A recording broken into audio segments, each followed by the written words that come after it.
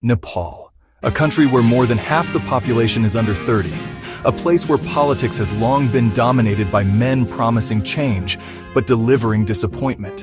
And yet, in one election, everything shifted.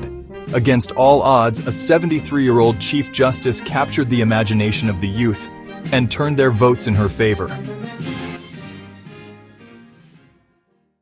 To understand how this unlikely victory happened, we need to step back.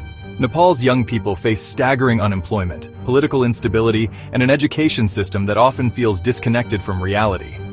Frustration runs deep. For years, the youth watched leaders rise and fall, but their lives barely changed. But amid this chaos, there was one figure who stood apart. A woman who had spent decades in the judiciary, sharp, respected, and feared by the corrupt. She was Nepal's Chief Justice, a 73-year-old with an unshakable reputation for integrity.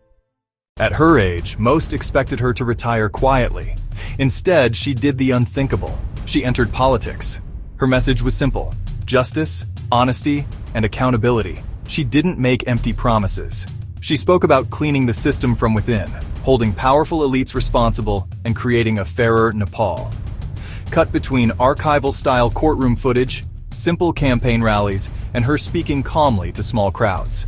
This was not the usual language of Nepalese politics, and young people noticed. What truly set her apart was how she reached the youth.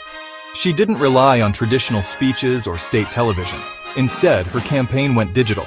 On TikTok, Instagram, and YouTube, short clips of her speeches spread like wildfire.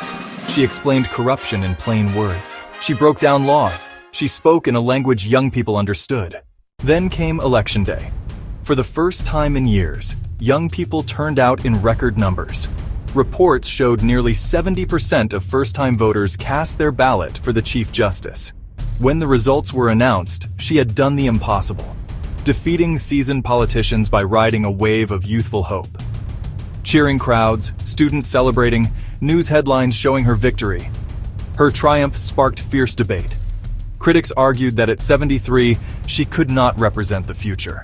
But her supporters responded with one simple truth. It wasn't about age, it was about trust. The story of Nepal's Chief Justice is more than a political upset.